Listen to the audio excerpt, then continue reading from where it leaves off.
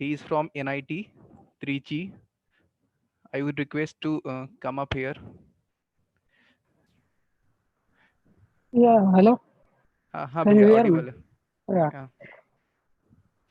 So, yeah, tell me.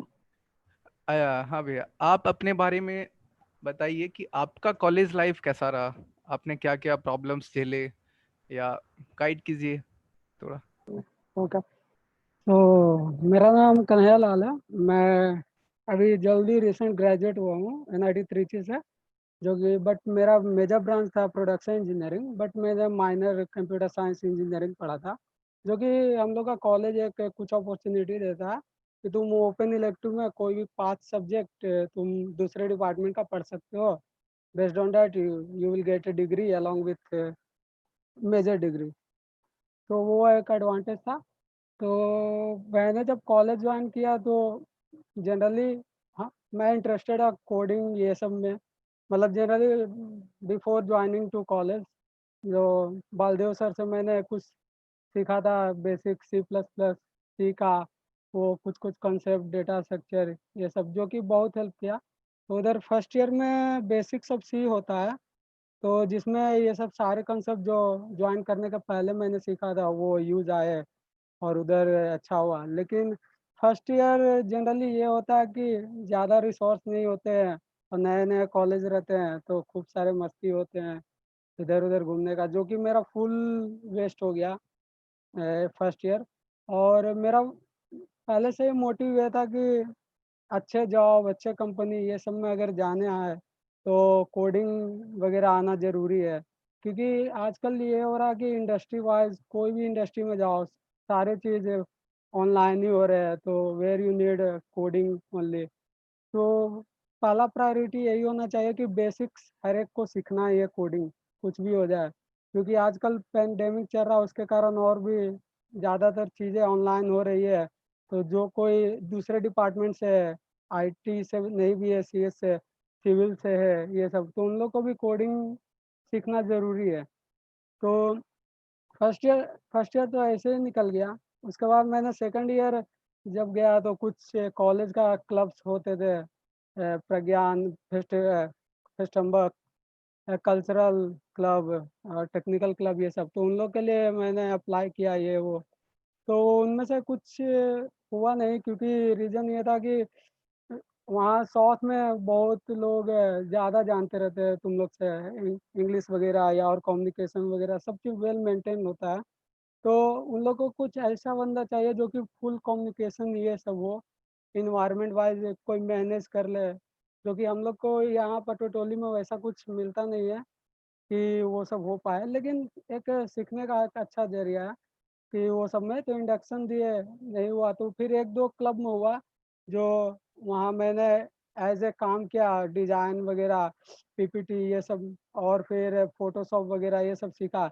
लेकिन उसके साथ ही मैंने सेकंड ईयर में एक हम लोग टीम बनाए थे और एक सिंप्लिसिटी ऐप बनाए थे, जो कि कॉलेज भर में ही था, लाइक स्विगी वगैरह, जो कि हम लोग का ये स्टार्टअप था, 8 लोग मिलकर बनाए थे। तो उसमें एंड्रॉयड स्टूडियो पे हम लोग का काम ये था कि जो कोई भी ऑर्डर करे उसका डिलीवरी रूम तक मिले खाना वगैरह। क्योंकि हम लोग का कॉलेज बहुत दूर होता था, मतलब मेन सिटी से, और आने जाने में लगभग 1 घंटा। तो हम लोग डिसाइड किए थे कि एक एप्लीकेशन बनाते हैं। तो उसमें मेरा कुछ फ्रंट एंड का काम था और लेआउट डिजाइनिंग वगैरह ये सब, तो वो सक्सेसफुली 1 साल तक चला। जो कि सेकंड ईयर मेरा इसी में बीत गया, डेवलपमेंट वगैरह, जो कि ये भी इम्पोर्टेंट है, बेसिक्स होते हैं। मतलब अगर तुम कोई भी चीज़ अगर जा रहे हो कहीं कोई भी कंपनी में, तो तुमसे ये डेटा स्ट्रक्चर ये सब तो सिर्फ तुम्हारा सिलेक्शन वाइज होता है, जो कि और तुम्हारा माइंड शार्प करता है कि कितना तुम्हें आता है और कितना अच्छे से तुम दिमाग लगा पाते हो और कोई भी चीज़ कितना जल्दी तुम सीख पाते हो।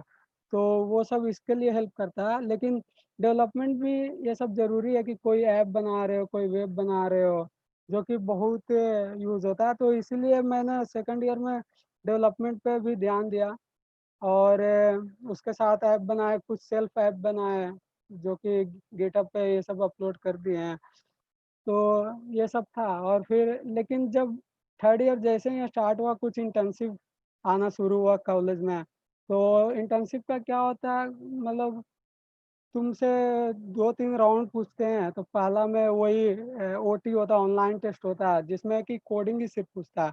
अगर तुम सॉफ्टवेयर कंपनी में जा रहे हो तो वो तुमसे कोडिंग का ही क्वेश्चन पूछेगा। हेलो, ये सब प्रिंट करना, कुछ क्वेश्चन सॉल्व करना।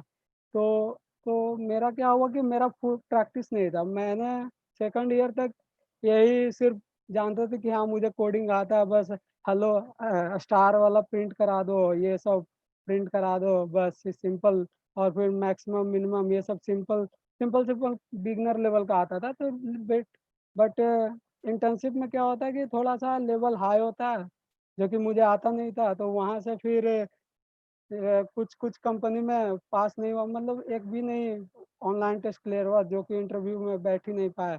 तो तब से मैंने कोडिंग करना शुरू किया, मतलब थर्ड ईयर से। तो गिग्स फॉर गिग्स मैं बिगनर के तौर पे करता था, मतलब जनरली फुल टाइम एग्जाम हो या जो हो, 1 साल मैंने पूरा गिग्स फॉर गिग्स ही किया। लगभग कुछ 1100-1200 क्वेश्चन वहाँ पे बनाए। और लेवल मतलब मीडियम लेवल भी, हार्ड लेवल, और फिर वो। तो उसके अलावा मेरा अभी रैंक शायद 70 का अबाउट होगा वो gigs for gigs leader board पे, क्योंकि और इंस्टीट्यूट रैंक 3 होगा शायद, या। तो उसमें मैंने फुल कोडिंग किया 1 साल, और सारे बेसिक कॉन्सेप्ट जितने होते हैं स्टैंडर्ड क्वेश्चन सॉल्व किए, जो कि कंपनी वाइज पूछते हैं। तो कंपनी में क्या होता है कि उन लोग कोडसेप लेवल ये सब लेवल का क्वेश्चन नहीं सेट करते हैं, जो कि उन लोग का मिनिमम 2 घंटा या 3 घंटा का एग्जाम रहता है मैक्सिमम। तो उसके भी दौरान उन लोग स्टैंडर्ड लेवल का क्वेश्चन पूछते हैं, बस उसी का वेरिएशन, थोड़ा क्वेश्चन चेंज होते रहता है। तो अगर तुम गिग्स फॉर गिग्स अगर पूरा कर लेते हो तो उसके बाद तुम्हारा ऑनलाइन टेस्ट वगैरह क्लियर होना शुरू हो जाएगा। तो थर्ड ईयर मैंने यही फुल किया, और उसके अलावा मैंने हैकर अर्थ, हैकर रैंक, ये सब पे भी 6 स्टार, और उस पे भी 200-300 क्वेश्चन सॉल्व किए थे, क्योंकि फ्री टाइम रहता था हम लोग का डिपार्टमेंट में, उतना पढ़ाई थोड़ा कम होता था। और एक चीज, मतलब दूसरा चीज पढ़ते, लाइक प्रोडक्शन इंजीनियरिंग पढ़ते पढ़ते हमें सीएस का भी कुछ पढ़ना होता था। सिर्फ कोडिंग नहीं, उसका बेसिक्स भी, जो कि माइनर में मैंने पढ़ा था, डेटा स्ट्रक्चर और ऑपरेटिंग सिस्टम, कुछ कुछ मेन मेन टॉपिक्स, जो कि मुझे हेल्प किया इंटरव्यू वगैरह में। तो उसके बाद प्लेसमेंट शुरू हो गया था फोर्थ ईयर से। तो मैंने जो थर्ड ईयर फुल प्रैक्टिस किया, जो कि वहाँ काम आया, फुल काम आया, क्योंकि क्वेश्चन जब प्लेसमेंट में आने लगा तो सेम टाइप का वेरिएशन ये सब होता था। तो वहाँ मैंने, क्या होता था कि सारा ऑनलाइन टेस्ट क्लियर हो जाता था, इंटरव्यू तक पहुँच जाते थे। तो फिर इंटरव्यू में थोड़ा बहुत प्रॉब्लम आते थे, क्योंकि एक वो होता है, जब तुम सीएस वाले के साथ बैठ रहे हो, आईटी वालों के साथ बैठ रहे हो, फिर तुम प्रोडक्शन या लोअर ब्रांचेस से हो, तो तुम्हें वो जज करेंगे कि सिर्फ तुम्हें कोडिंग ही आता और सब फील्ड में तुम होगे नहीं। तो इसलिए वहाँ पे तुम्हें थोड़ा बहुत फेस करना पड़ेगा, मतलब प्रॉब्लम, जो कि मैंने अराउंड 20 15-20 कंपनीज में वैसा फेस किया। तो और भी एमटेक वगैरह भी होते हैं, तो वो सब के भी कारण थोड़ा सा हम लोग का प्रायोरिटी कम मिलता था।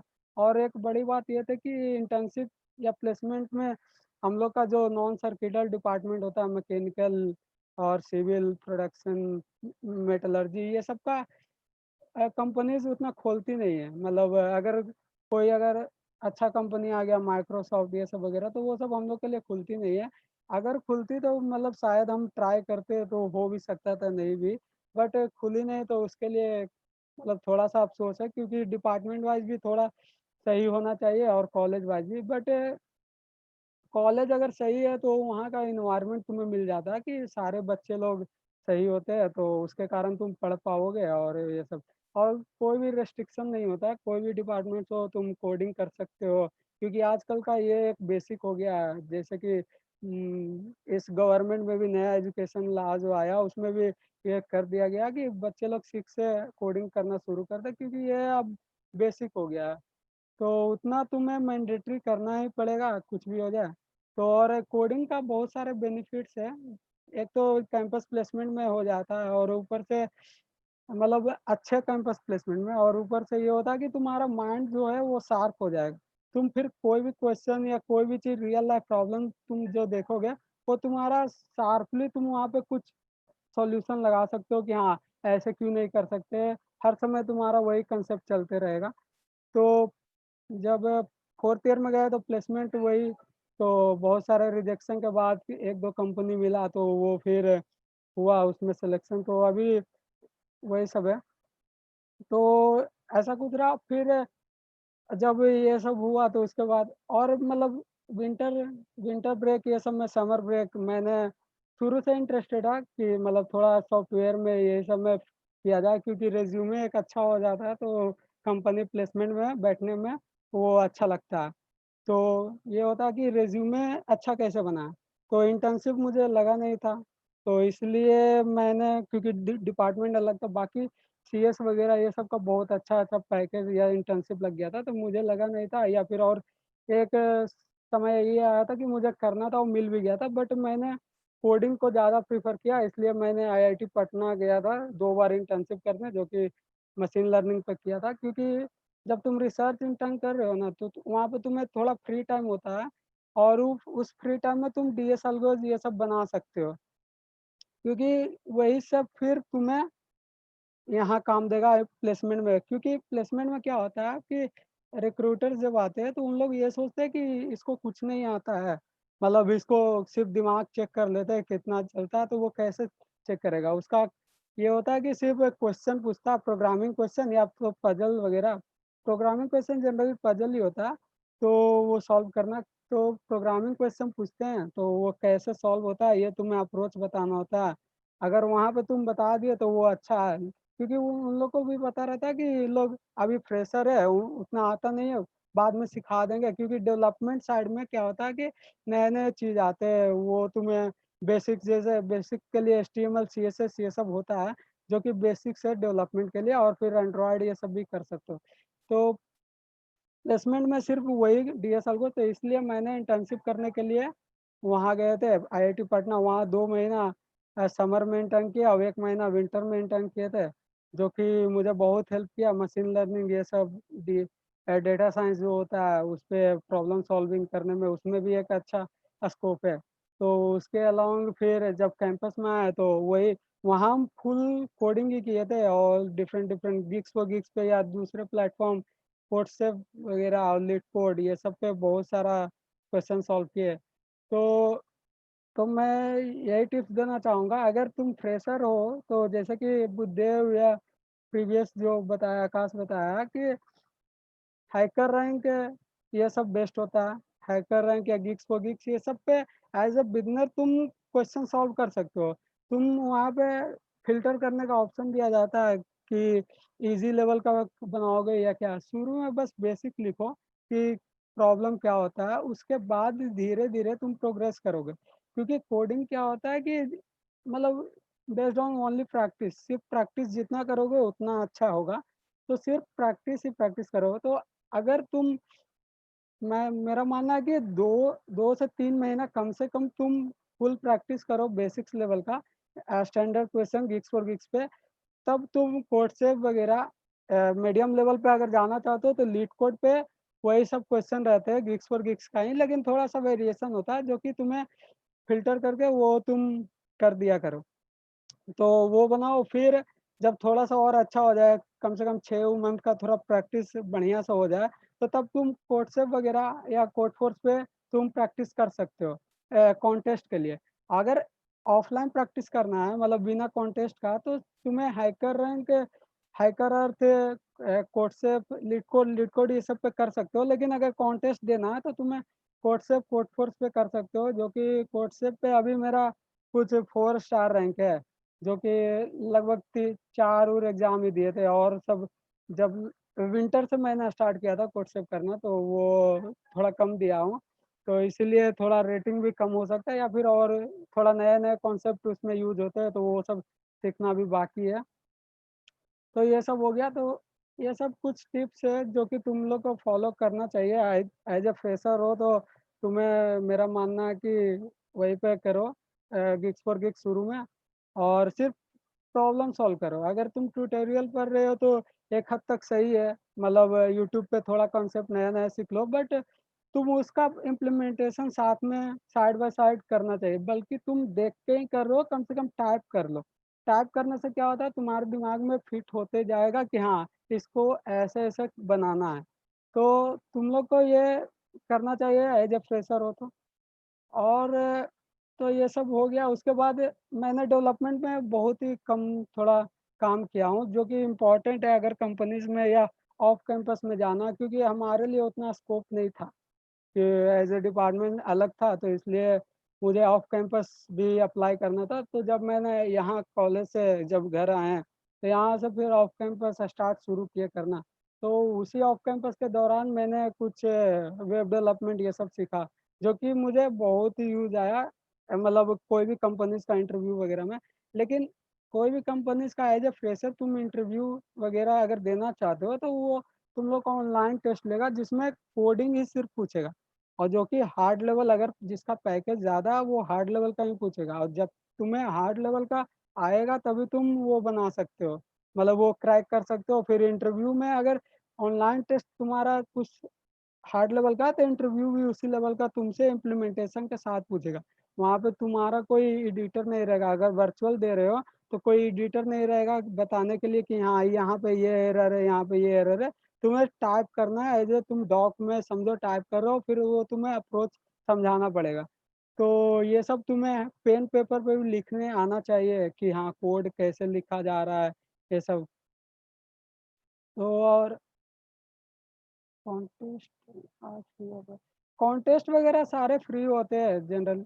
और पेड कॉन्टेस्ट मैंने कहीं देखा नहीं है, सारे कॉन्टेस्ट फ्री होते हैं। तुम कोडसेप या कोडफोर्स ये सब पे वीकली कॉन्टेस्ट होते रहता है, वो सब में पार्टिसिपेट करो। और जैसा कि पहले कोई बताया, ब्लाइंडली ये नहीं चल जाओ कि हाँ मुझे कोडिंग करना है तो सिर्फ कोडफोर्स पे डायरेक्ट चले जाते हैं। तो वहाँ से क्या होगा, सिर्फ डीमोटिवेट हो गए, बोरिंग फील होगा, ये सब होगा, क्योंकि वहाँ का लेवल जो होता है तुम्हारा ऑल बेसिक जितना भी कॉन्सेप्ट होता है उसके ऊपर का भी होता है।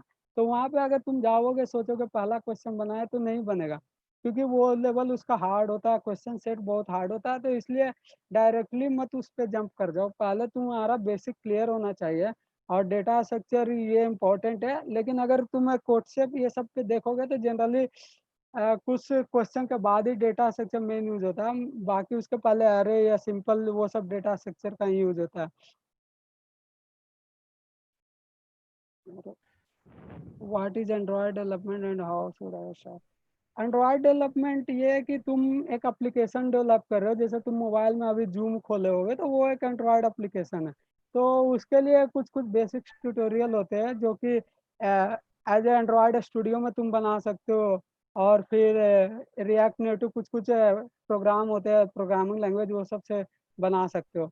तो वो सब मैंने सेकंड ईयर में एक्सप्लोर किया था, क्योंकि जब क्लब के इंडक्शन में जाओगे तो तुम्हें टेक्निकल क्लब में तो उधर कुछ सिखाते हैं उन लोग कि ये टास्क करना होता है ऐप डेवलपमेंट वेब डेवलपमेंट का। तो वहाँ से मैंने बेसिक सीखा था, तो वहाँ से फिर दिमाग में आना शुरू हो गया था क्यों नहीं ये एक एप्लीकेशन बनाया जा सकता है। तो वहाँ से तुम बेसिक बेसिक सीखते जाओगे।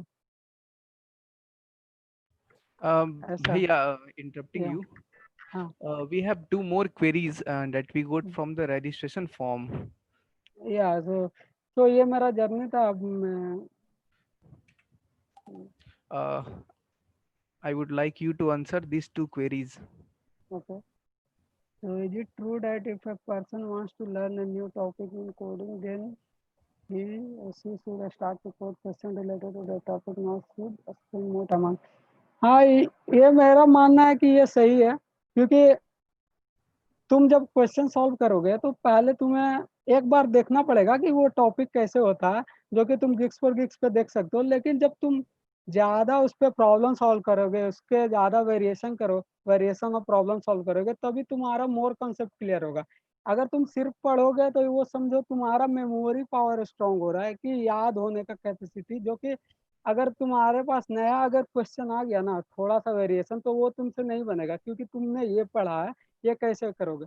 अगर तुम प्रॉब्लम सॉल्व करते हो तो उससे ये होता है कि तुम्हारे पास सारे कंसेप्ट धीरे धीरे तुम्हारे अंदर आते जाता है, और उसके वेरिएशन दूसरे थोड़ा सा डिफरेंट क्वेश्चन आएगा तो वो भी सॉल्व हो जाएगा।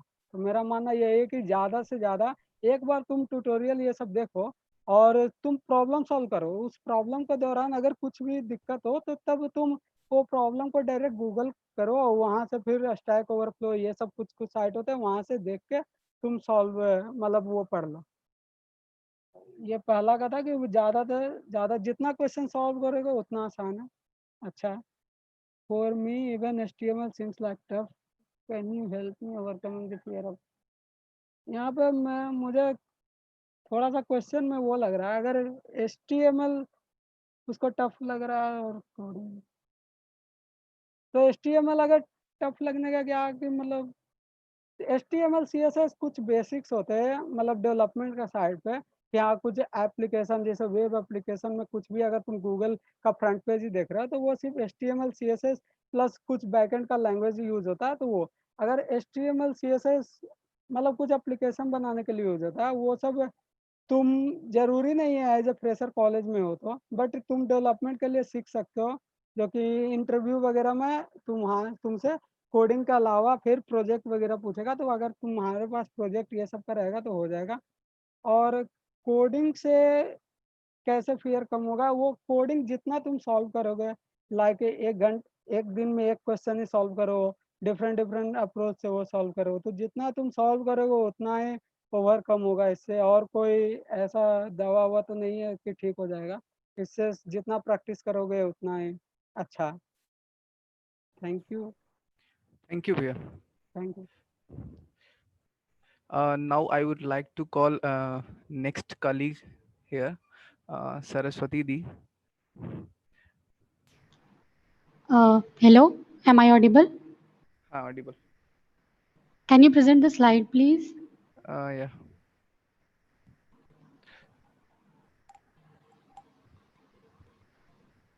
Uh, so